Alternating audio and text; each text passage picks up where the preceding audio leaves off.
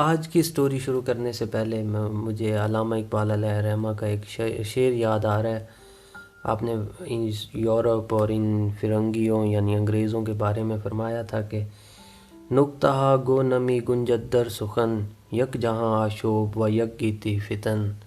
اس شعر کا مطلب یہ ہے بھئی یورپ میں جو نکتے یا فتنے سوچے جاتے ہیں ان کو الفاظ میں نہیں سمایا جا سکتا، احاطہ تحریر میں انسان نہیں لا سکتا، لیکن وہ اس قدر خوفناک اور بھیانک ہوتے ہیں کہ اس سے پوری دنیا تہ و بالا ہو سکتی ہے، پوری دنیا کو فتنے میں مبتلا کر سکتے ہیں۔ تو اب سٹوری شروع کرتے ہیں۔ سٹوری ہے امریکہ کی ایک ریاست ہے الاسکا، اور اس کا سب سے بڑا شہر اینکریج۔ وہاں کا یہ واقعہ ہے، سچا واقعہ ہے۔ اس میں یہ واقعہ پیش آیا 1960 سے 1984-85 کے درمیان کا یہ واقعہ ہے۔ اچھا، یہ جو اینکریج شہر ہے ان دنوں 1960 سے 85 کے درمیان یہ اس وقت وہاں پہ ترقیاتی کام بہت تیزی سے چل رہے تھے، پائپ لائنیں بچھائی جا رہی تھیں اور کنسٹرکشن کا کام سب کچھ، تو دوسرے علاقوں سے وہاں لوگ کام کے لیے آتے تھے، اور اس کی لوکیشن بھی بہت اچھی ہے، اس کے ساتھ ایک جنگل بھی ہے، اور نک ریور ایک ریور ہے، اس کو نک ریور بولتے ہیں، وہ بھی ساتھ بالکل اس کے جنگل کے ساتھ ساتھ شہر کے ساتھ ساتھ وہ ریور ہے۔ تو اس دور میں دوسرے علاقوں سے یعنی دوسرے شہروں سے لوگ وہاں کام کے لیے جاتے تھے، اور ہمارے جو سٹوری میں بیان کرنے لگا ہوں اس سے ریلیٹڈ بات یہ ہے کہ اس وقت اس شہر میں جو ڈانسرز اور پروسٹیٹیوٹس یعنی طوائفیں ہوتی تھیں ان کا کام بہت زیادہ چلتا تھا۔ وہ دوسرے شہروں سے ایون وہاں کام کرنے کے لیے آتی تھی، کیونکہ وہاں ان کے وہ کمائی اچھی ہو جاتی تھی، یا ارننگ آپ کہہ لیں، ان کو وہاں پہ وہ اچھا وہ مل جاتا تھا۔ سپتمبر 12 ستمبر 1982 کو نک ریور کے کنارے کے قریب جنگل میں دو آدمی شکاری وہ شکار کھیلنے گئے۔ بیسیکلی وہ پولیس والے تھے لیکن چھٹیاں انجوائے کر رہے تھے۔ ادھر شکار کھیلتے ہوئے انہیں ایک لاش دکھائی دی زمین میں دبی ہوئی، تو انہیں شک انہیں ایسے ہوا بھئی اس میں دو باتیں تھیں۔ ایک، انہیں اس لاش کے پاس سے ایک گولی کا وہ خول ملا، رائفل کی گولی کا خول، اور دوسرا یہ بھئی وہ جو اس گڑھے کی شیپ تھی اور اس کے جو ڈیزائن تھا وہ صاف بتا رہا تھا بھئی یہ کوئی اتفاقاً نہیں ہے بھئی بندہ اس میں گر کے مر گیا اور پھر اوپر سے آہستہ آہستہ مٹی، نو، ایسا نہیں، صاف پتہ چل رہا تھا بھئی اس گڑھے کو کھودا گیا ہے اور پھر اس کے اوپر مٹی ڈالی گئی ہے، آدمی کو اس میں وہ عورت کی لاش تھی، اس کو پھینک کے اس میں مٹی ڈالی گئی ہے۔ تو پولیس نے تفتیش کے بعد پتہ چلا کہ یہ ایک ڈانسر کی لاش ہے اور وہ ایک دن ایسے ہی لاپتہ ہو گئی تھی، اور اس کی جو کولیگز تھیں انہوں نے رپورٹ بھی درج کروائی تھی بھی وہ اچانک ہی لاپتہ ہو گئی ہے، لیکن اس کا وہ نوٹس نہیں لیا گیا تھا۔ نوٹس اتنا سیریسلی کیوں تفتیش نہیں کی گئی تھی، کیونکہ میں نے ابھی بتایا ہے بھئی وہ جو شہر تھا ان دنوں وہاں پہ اس دوسرے علاقوں سے لوگ کام کے لیے آتے تھے، اور کام اس وقت ٹیکنالوجی اتنی ایڈوانس نہیں تھی، تو جیسے آج کل ہے check and balance, entry exit, وہ آج کل تو امریکہ اور اس طرح کے ترقی یافتہ ممالک میں کوئی پرندہ بھی پر نہیں مار سکتا کہ جب تک کہ اس کی انٹری نہ ہو کسی جگہ، لیکن اس وقت ایسا نہیں تھا، لوگ آتے تھے پھر اپنی مرضی سے واپس چلے گئے، تو اتنا زیادہ وہاں کے جو ادارے ہوتے تھے ان کو نہیں پتہ ہوتا تھا بھئی شہر میں کون آ رہا ہے کون جا رہا ہے۔ خیر، اس وجہ سے انہوں نے اس کی دوستوں نے جو سہیلیاں تھیں اس کے ساتھ وہ کام کرنے والی، انہوں نے رپورٹ درج کروائی تھی، لیکن اس کو زیادہ سیریسلی تفتیش نہیں کی گئی۔ بھئی ایک تو وہ تھی ڈانسر، پروسٹیٹیوٹ، اور ایسے وہ چلی گئی ہوگی واپس یا کسی کے ساتھ، خیر، لیکن پھر اب جب ان کو پتہ چل گیا بھئی یہ تو وہی ڈانسر ہے جو غائب ہوئی تھی، تو انہیں پولیس کو تھوڑی سی فکر ہوئی، اور انہوں نے جب اپنے وہ کاغذات چیک کیے تو 3 اور ڈانسر کی گمشدگی کی رپورٹس بھی درج کروائی گئی تھیں، شکایات درج کروائی گئی تھیں ان ڈانسر کے جو کولیگز وغیرہ تھے ان کی طرف سے۔ تو پولیس نے کیا کیا، انہوں نے کوئی سراغ لگانے کے لیے انہوں نے نا دریا کے کناروں کے ساتھ ساتھ ادھر وہ تلاش شروع کر دی، بھئی کہیں نہ کہیں وہ کھدائی اور یہ وہ، بھئی شاید کچھ سراغ مل جائے، کوئی اور لاش یا کچھ۔ تو لیکن انہیں کوئی سراغ نہیں ملا اس بات کا اس کے بعد۔ اچھا، اب ایک اہم واقعہ پیش آیا ایک دن ایک ہوٹل میں نا، وہ بھی ایک ڈانسر اور پروسٹیٹیوٹ ہی تھی وہ لڑکی، اور وہ نئی نئی اس شہر میں آئی تھی۔ ایک دن وہ جب واپس اپنے ہوٹل پہنچی جس میں اس کی رہائش تھی، تو وہ بالکل اس کے جسم پہ کوئی کپڑے نہیں تھے اور اس کے ہاتھوں میں ہتھ کڑی لگی ہوئی تھی، اور وہ انتہائی ڈری ہوئی تھی۔ جب وہ ادھر ہوٹل میں اپنے وہ واپس پہنچی اس حالت میں، تو لوگوں نے فٹافٹ پولیس کو بلایا، اور کافی دیر کے بعد جب وہ اپنے خوف اور اس ہسٹریا کی وہ کیفیت میں تھی تو وہ باہر نکلی، تو اس نے پھر پولیس کو بتایا، بھئی کل میرے پاس ایک آدمی آیا تھا کلب میں، تو اس نے بولا میرے ساتھ چلو، میں تمہیں $300 دوں گا ایک رات کے۔ تو اس کے ساتھ اس نے کہا میں جانے کے لیے تیار ہو گئی۔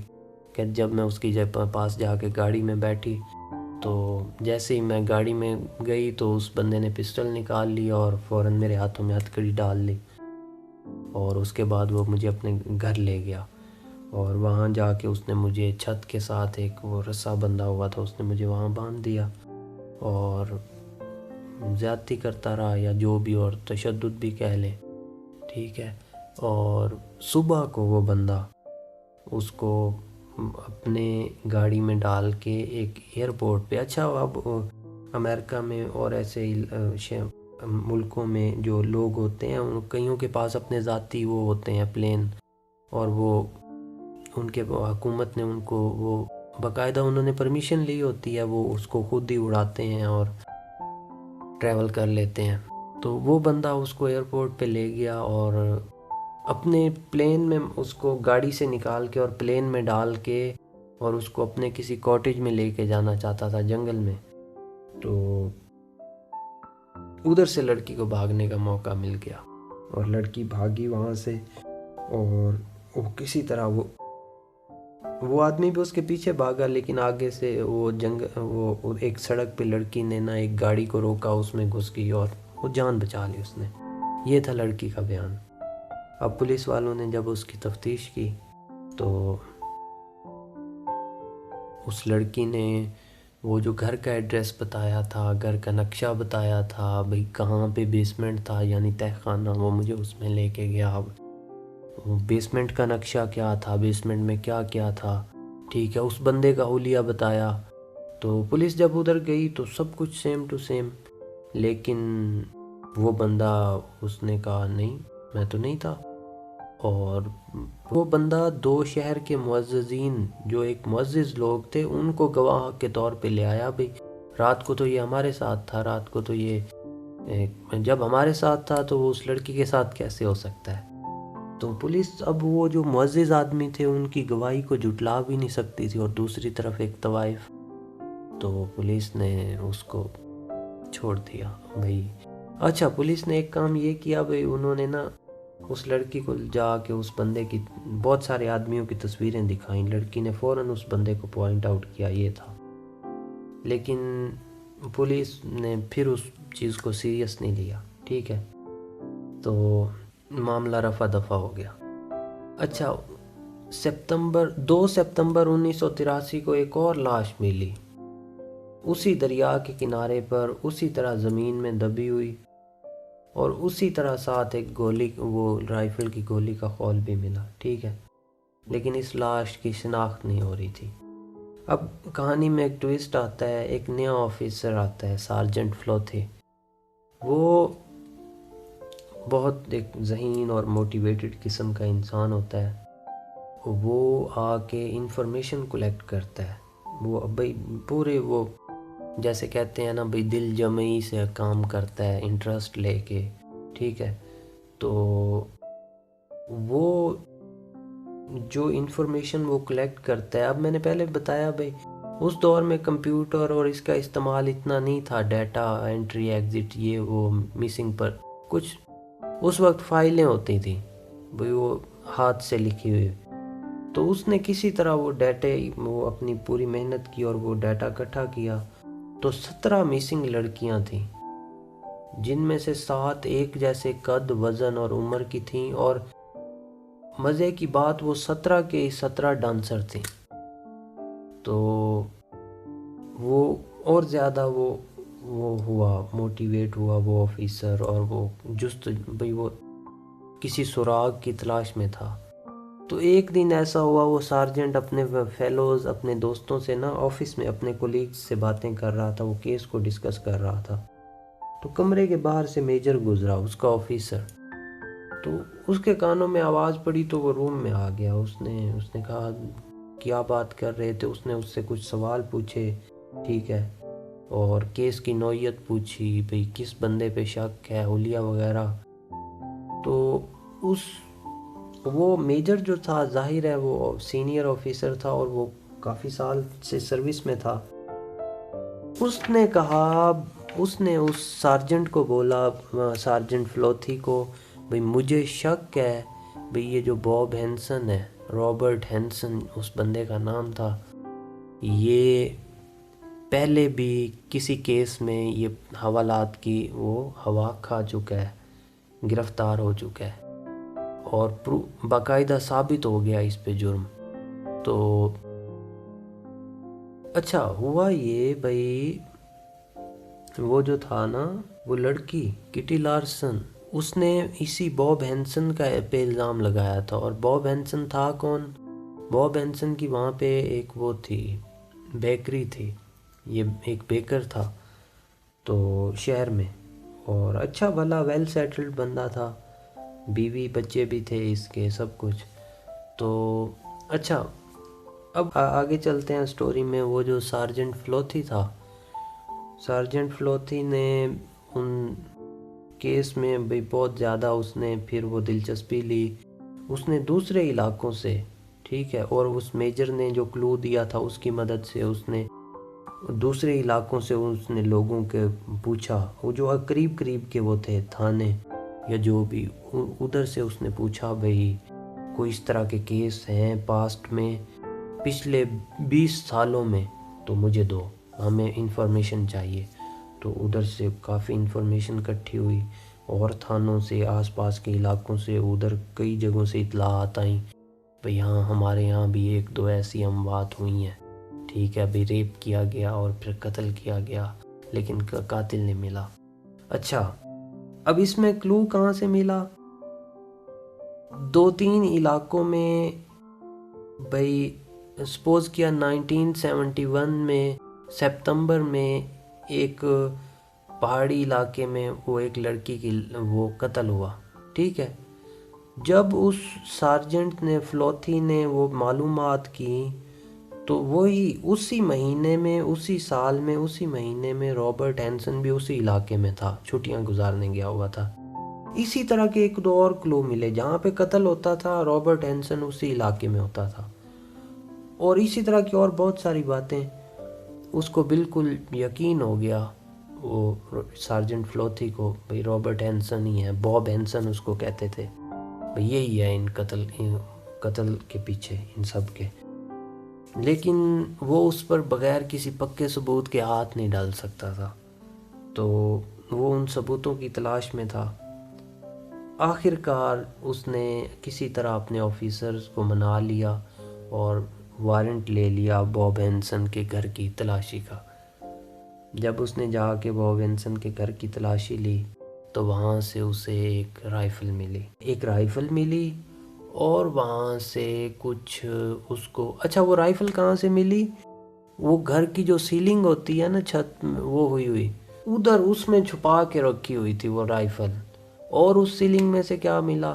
اس سیلنگ میں سے اس کی ٹرافیاں اور وہ ملے کچھ وہ کھال، ریچھ کی کھال، اور وہ 12 سنگا ہوتا ہے کہ 12 سنگے کا وہ سر، اس کی کھوپڑی۔ ایکچولی باب ہینسن ایک شکاری تھا اور بہت اچھا شکاری بھی تھا، بہت اچھا۔ اس نے بہت سارے ایوارڈز جیتے ہوئے تھے اور وہ ہزاروں ڈالر کی وہ چیزیں تھیں، لیکن اس نے وہ چھپا کے کیوں، اس کی اپنی تھی، اس نے چھپا کے کیوں رکھی ہوئی تھی؟ اس لیے بھئی اس نے نا وہ چیزیں اس نے خود غائب کی، اور اس نے انشورنس کرائی ہوئی تھی، اس نے وہ چیزیں خود غائب کی اور بولا میرے گھر سے چوری ہو گئی ہے۔ انشورنس والوں کو بھی اس نے لوٹا ہوا تھا، ٹھیک ہے۔ جب اس کے گھر سے وہ رائفل ملی نا، انہوں نے جب اس کا فورینزک کروایا تو ثابت ہو گیا بھی وہ جو 2 گولیاں چلائی گئی ہیں وہ اسی رائفل سے چلائی گئی ہیں، ٹھیک ہے۔ ایک اور مزے کی چیز ملی اس گھر سے، ایک نقشہ ملا ادھر ہی سیلنگ سے، چھت میں سے۔ اس نقشے پہ 24 جگہوں پہ کراس کے نشان لگے ہوئے تھے، ادھر ہی نک ریور اور اس شہر کے آس پاس جنگل میں۔ اچھا، وہ نقشے پہ پہلے کسی نے غور نہیں کیا، ٹھیک ہے، لیکن اچانک ہی ایک دن نا اس سارجنٹ فلوتھی کے ذہن میں آیا، اس نے کہا اس نے سوچا بھئی یہ کراس کیوں لگائے ہوئے ہیں، اس کے ذہن میں آیا پہلی جو 2 لاشیں ملی ہیں نا ان جگہوں پہ بھی کراس لگا ہوا ہے، اور کراس کتنی جگہوں پہ لگے ہوئے تھے اس نقشے پہ؟ 24 جگہوں پہ کراس لگے ہوئے تھے۔ اس کے تو کان کھڑے ہو گئے، وہ تو بہت وہ سمجھ گیا بھئی یہ کوئی 1-2 قتل کے وہ واردات نہیں ہے، اس بندے نے لگتا ہے کوئی بہت بڑا کانڈ کیا ہوا ہے، ٹھیک ہے۔ اچھا، اس نے پہلے نا انہوں نے اب اس کو بلایا، انہوں نے اس کو پکڑ لیا، باب ہینسن کو، ٹھیک ہے۔ اب جیل میں وہ اس سے تفتیش کر رہے ہیں، اس سے پوچھ رہے ہیں سب کچھ۔ تو باب ہینسن نے جب دیکھا نا بھئی میں نہیں بچتا، ٹھیک ہے، تو ایک دن اس نے اپنے وکیل کے تھرو کہا ہاں جی میں نہ مانتا ہوں سب کچھ۔ تو جیسے ہوتا ہے نا بندہ وہ سرنڈر کر دیتا ہے، تو میں وہ کرنا چاہتا ہوں۔ تو انہوں نے کہا ٹھیک ہے۔ تو باب ہینسن نے 12 قتل مانے، 12 قتل، 12 لڑکیوں کو قتل کرنے کا اس نے مانا، ہاں میں نے قتل کی ہیں، ٹھیک ہے۔ ہاں اس وقت تھا سردیوں کا موسم، ٹھیک ہے، برف باری کا موسم تھا، اور وہ جنگل سے جا کے لاشیں برآمد کرنا یہ وہ پاسبل نہیں تھا اس وقت، کیونکہ برف باری ہوئی تھی، وہ کیسے کھدائی کرتے یہ وہ۔ گرمیاں جب آئیں تو انہوں نے جا کے وہاں سے وہ جو 12 لاشوں کی اس کو ساتھ لے کے گئے، اس نے نشاندہی کی 12 جگہوں پہ، 12 لاشیں دریافت کی، ٹھیک ہے۔ اور باب ہینسن کو اس نے جو مخالف وکیل تھا باب ہینسن کے، اس نے تو جج سے سفارش کی بھئی اس کو سزا دی جائے 490 سال کی، لیکن اس کو صرف 90 سال کی سزا سنائی گئی۔ یہ بھی کم نہیں ہے، وہ تقریباً مرنا تو اب پکا ہی ہے نا بھی، اس نے جیل میں ہی تھا، اس کو 90 سال سزا ہوئی۔ اچھا، اس نے یہ ریکویسٹ کی بھی مجھے میرے شہر میں ہی جیل میں رکھا جائے، انہوں نے نہیں مانا، انہوں نے اس کو کسی دوسرے شہر میں بڑی جیل میں بھیج دیا۔ اور کچھ عرصے بعد اس نے ان کو پولیس والوں کو پیغام بھیجا، اس نے کہا اگر تم لوگ مجھے میرے شہر میں واپس شفٹ کر دو تو میں تمہیں باقی لاشوں کا بھی بتا دوں گا۔ تو لیکن انہوں نے اس کے وہ نہیں منظور کی، کیونکہ وہ پولیس نے سوچا بھی جو ہونا تھا ہو چکا ہے، اب وہ لاشیں نکالنے کا فائدہ ہی نہیں ہے، اور خاص طور پہ ان لاشوں کے جب وارث ہی نہیں ہے کوئی۔ تو اس طرح یہ وہ ختم ہوئی سٹوری، اور باب ہینسن ادھر ہی جیل میں ہی مرا تھا پھر 70 سال کی عمر میں۔